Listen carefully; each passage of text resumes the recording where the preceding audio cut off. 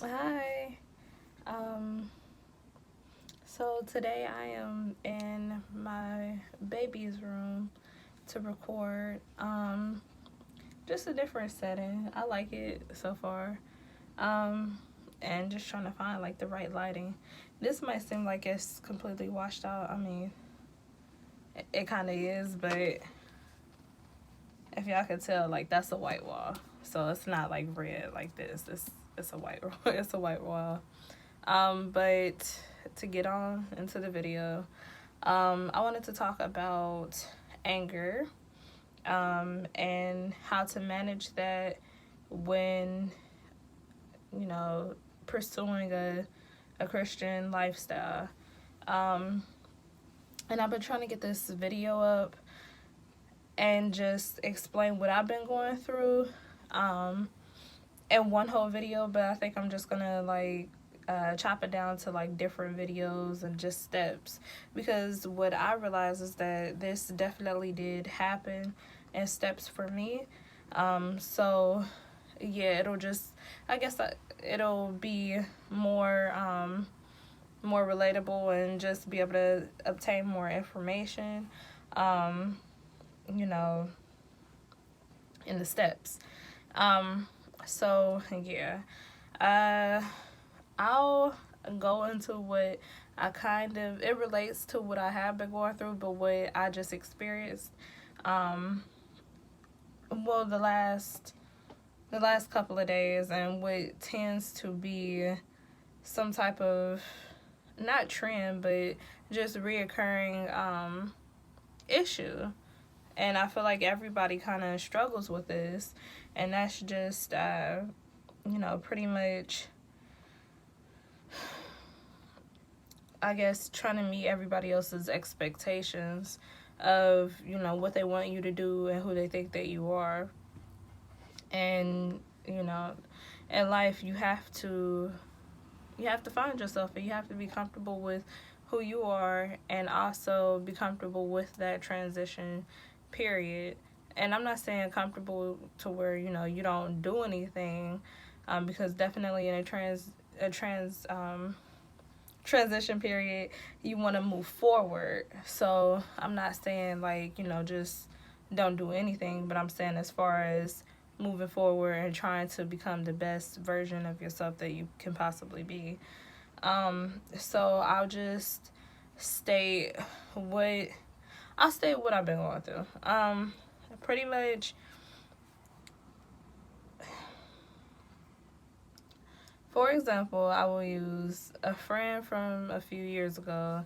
Well, not a few. It was more like five or something, but had reached out to me. This person is currently incarcerated, and first I was kind of uncomfortable with it, and and just where I was during that time period in my life was definitely leading to this transition period. I was not pregnant. Like I was living in my own apartment. I didn't want like a lot of negative things around me. So I was very, very guarded in a sense, but just like willing to accept things as they come. Um, so this friend had reached out to me, and yeah, they're currently incarcerated, and they did a few things to me like prior to them going to jail, that kind of hurt my feelings in a way. But I was a teenager. I was like 15, 16 years old. And yeah, you carry those things with you, but I feel like over time, I had been able to heal from the situation. So, and then there was a lot of he say, she say. So, you know how that can go. But pretty much, they reached out to me, they apologized. So, I was just like, okay, I accept your apology. Like, I really appreciate that. We've come a long way. I wish you the best. I hope that you're able to grow from this, and, all of that. So, you know, they waited to maybe about, I don't even remember, but it was probably within the next two phone calls that we had, phone call conversations that we had, that they was just like, okay, well, another friend has said to me, like, you aren't, you was never like a real friend because um, you never reached out to me while, I've been in jail, and you didn't put, and I knew what it was boiling down to. They didn't say it straight out like this, but I knew it was boiling down to me, like, putting money on their books. So I'm like, hold on, like, where do you come from with this? Like, I've been out here living my life. Of course, I tried to, grow from the situation, and I did not have any type of feelings, harsh or negative feelings towards you, but you did kind of leave me in a weird and negative position, prior to you leaving. So I'm not responsible for you. At the end of the day, you're an adult. You've been in jail for quite some time. It's not my responsibility.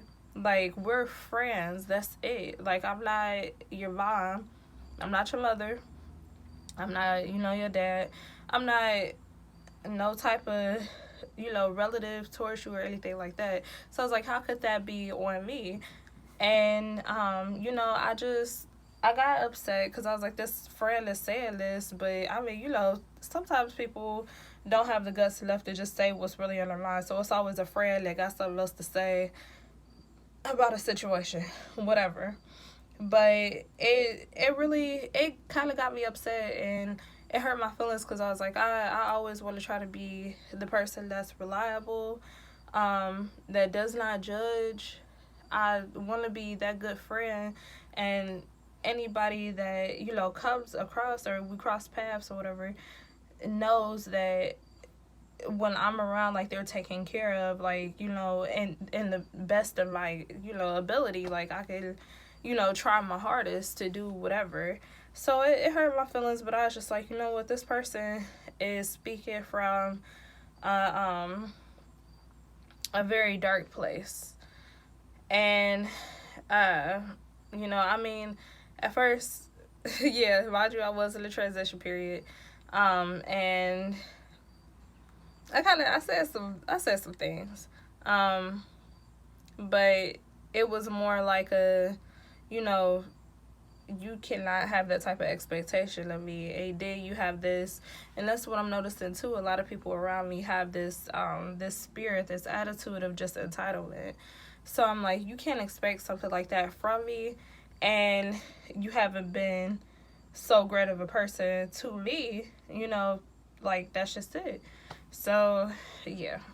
Fast forward, yesterday I received a phone call, and I just felt like, and I had, after that, I was just like, you know what, I knew that it was going to boil down, our conversations were going to boil down to, you asking me for money, and I could never depend on you in that way. And I'm not saying that, like, if it was anyone else, if it was my cousin, oh, God forbid, but, like, my mom or something like that, yeah, I'll send, money, like, without, thinking about it. But not only because this person had, made the choices that they made prior to, them going to jail, it was just the fact that you came out of nowhere, and you've been in jail for so long, and I hate to, like, say it like this, like I'm judging, but you've been in jail for so long, and you have not even handled your responsibilities as far as, like a GED and things like that. So I was just like, I feel like you're just at a state where you're comfortable and you just want people to do things for you.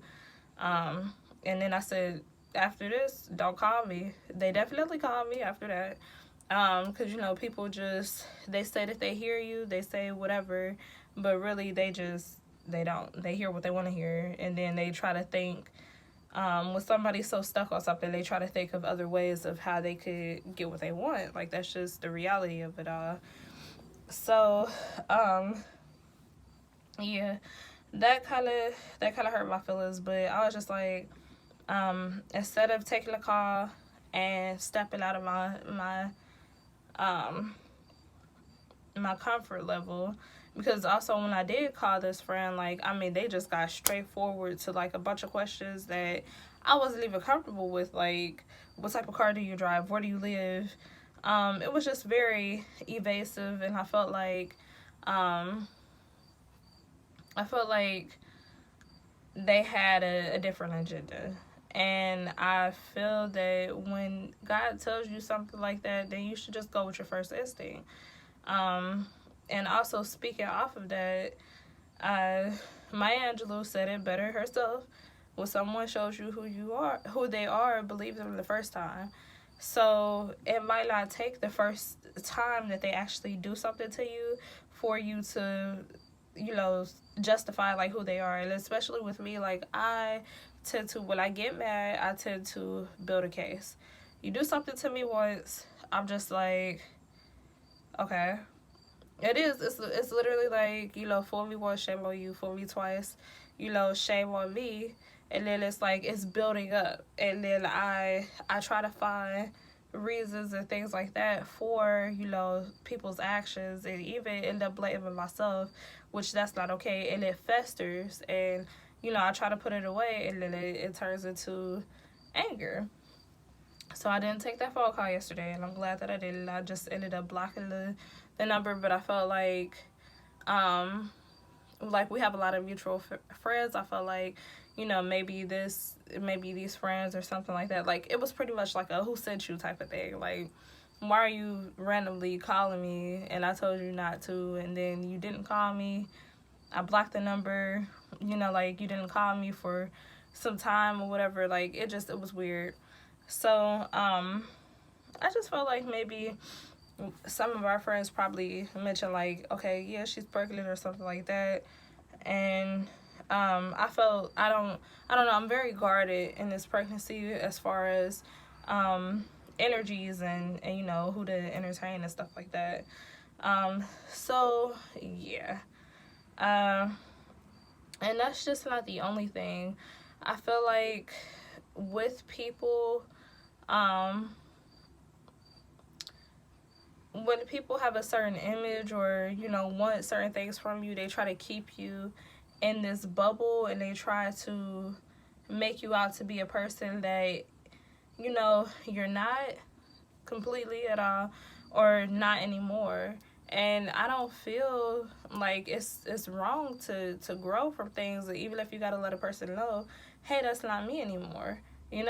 I went off on a friend when I was like headed to a club with my cousin, and they was just like, they see me, and this person is just like kind of negative too, and they have a lot of things to work on, but they see me, they're just like, oh, you out here being a thought. Whoa, hold on.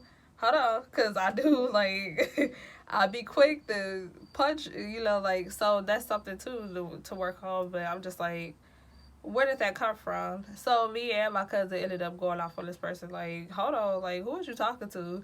Because Jasmine and Thought don't even belong in the same sentence. You would never, I'm too mature, like, my level of maturity, all of that is just, no, it's ridiculous. Like, no.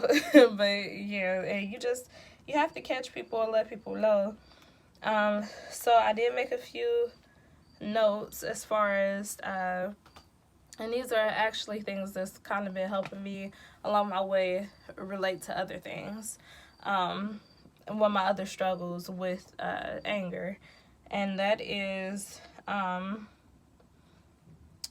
I like 2 Timothy verse 2 Timothy chapter 4 and then verse 16, and it says, my first defense, no one still with me, but all forsake me, may not be charged against them.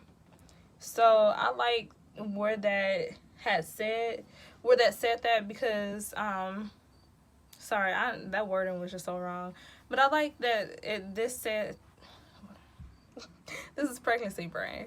But I like that, because when this friend had told me, like, oh, another friend said this or that, I was just like, what? I couldn't believe it. Like, even if it is true, I'm like, why would this friend say that? Because they know what type of friend that I am to them, or was. I'm like, why would they even say something like that about me? So I was hurt, but I was just like, once again, you have to think what type of mindset people are trying to get you in, and then that'll make me feel like I got something to prove, and I don't. I really don't. So don't let people like emotionally like groom you into thinking that you're wrong or right about something. Like, definitely don't let people gas you up, and you are definitely wrong about something, but don't let people knock you down and you're not wrong. So it's just things to be mindful of. Is definitely what you bring to the table as far as relationships. And that's what I have been thinking about lately. Like, anybody, like I said, that cross paths with me, they know I'm a genuine person. I'm nurturing, I'm kind, all of that. Like, people will say that. So that hurt my feelings, but Second Timothy got that attitude together for me. And then also with other friend that tried to call me a thot. Like, Matthew 10 verse 16 says, I am sending you out like sheep among the wolves. Therefore, be as shrewd as snakes and innocent as doves.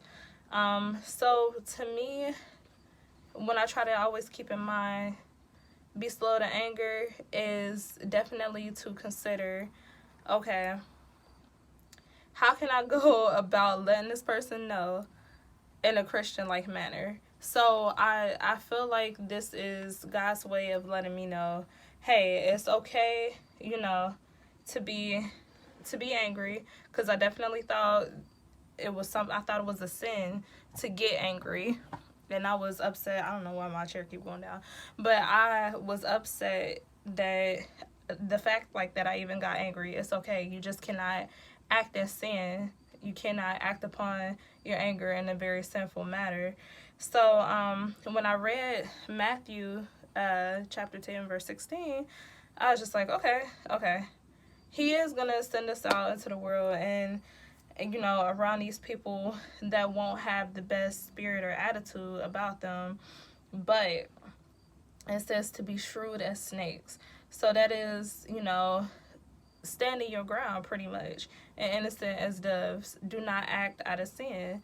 So I do like the fact that it did say that, because I was stuck. Like, how, for me personally, I cannot have someone say something to me and not, like, sometimes I can, but not defend myself. And I'm not saying that I'm very defensive. I'm just saying that it does not hurt to let somebody know, like, hey, you won't talk to me like that, you won't disrespect me, all of that. And I feel more driven towards that type of attitude, and just trying to do it in the rightful way, because I am pregnant, and also I don't want to be anywhere or in any situation where my son will see me, being knocked down and I'm not defending myself. I don't want him to learn that type of attitude. So I do like Matthew 10 verse 16. And then I did not write this one down, or else I don't think I did. But this is in 2 Timothy. Oh, yes, I'm going back to 2 Timothy. And I'm going to verse 17. But the Lord stood with me and strengthened me, so that the message might be preached fully through me, and that all the Gentiles might hear. And I was also delivered out of the mouth of the lion. And the Lord will deliver me from every evil work and preserve me for his heavenly kingdom. To him be glory forever and ever. Amen. So I like the fact that it said that, because it's just like, sometimes when you are stuck And it's not always about a clap back, but it's just about speaking that truth and doing it in the most honest and purest way as possible. And then, yeah, I love the fact that Matthew, let me see. Yeah, Matthew 16. Um, Going back to that, chapter 10 says, "Behold, I send to you out as sheep in the midst of wolves. Therefore, be wise as serpents and harmless as doves. But beware of men, for they will deliver you up to councils and scourge you in their synagogues. You will be brought before governors and kings for my sake, as a testimony to them and to the Gentiles. But when they deliver you up, do not worry about how or what you will speak, for it will be given to you in that hour what you should speak. For it is not you who speaks, but the Spirit of your Father who speaks in you." So, definitely that reassured me not to handle things in such a combative manner. But when people do, say negative or false things about me, which that has happened, and unfortunately I don't understand why, people do what they do, but people have their own struggles. Not that I'm making a excuse for them, because it's never okay, but it's just a level of growth that they have not achieved yet, and you gotta just pray for people's growth. So if this has happened to you, I do feel sorry, but don't beat yourself up about it, and definitely don't try to live up to anyone's expectations. Always consider first, like I said, who you are in that relationship, as a friend, all of that. If someone knows that you have very, very, great qualities about you, if you are very giving, if you are, and these are things that people try to attack the most, if you're very giving, if you're very kind, if you're sweet, if you're innocent, sometimes, like I said, people, have not reached that level of growth. They will try to take advantage of that. So you just have to consider what you bring to the table, and also don't let yourself be stuck in that place. When people show you who they are, you have to go by that, just so you can protect your peace. Because if you still stay stuck on that and you let things fester, how are you going to be fruitful? And don't worry about, vengeance or, revenge and all of that. You got to put it into God's hands. Like he said, the Spirit will speak through you. It's not your words. It's not, leave it up to the Lord, because it's not up to you to seek revenge and get that revenge on people. So yeah, that is pretty much it. But yeah, just stay strong. And I know that it can be hard living up to certain expectations and things like that. And also, just, I guess, being disappointed by the people that you thought cared about you, or, but just, you cannot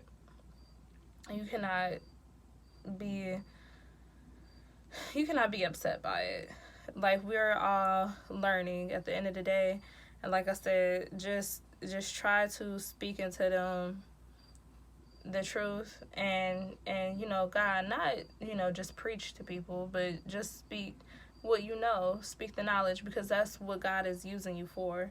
And just always remember that there's a divine purpose better than yourself, higher than yourself, greater than yourself, that he's trying to get into you, and he's trying to get you to understand that. So don't take things too personal, but also protect your peace, like I always say. And yeah, just know who you are. And that's one of the major things that people that go through hardships and with friends and things like that is, or even romantic relationships, and they're so gone, and behind that they come back and they come out of it and they say, I have to remember who I am, who I was, or I had to find myself. So definitely consider yourself first before anyone else, And it's not like you're being selfish. You just have to, focus on you, and then that way you can project your focus out. And like I said, you can be fruitful, because if you stay focused on the wrong things, it's going to have you stagnant, and you don't want to be, lame, like those people that are giving you this negative energy, because that's all that they're directing their energy to. So they become just dormant, like they don't have anything else to live for. And that's what, you'll hear that a lot too, like people just, they don't have nothing else better to do, so they're just being negative. And you can't let that affect you. So just stay strong, stay positive, try to give people that positive light and that positive attitude, and just, love yourself and know who you are. And even if you don't have a strong sense of who that is right now, just the best thing I can offer is just pick up the Bible, because it will give you a sense. It's so real. It will give you a sense of reality that that you never really tasted before. And once you taste it,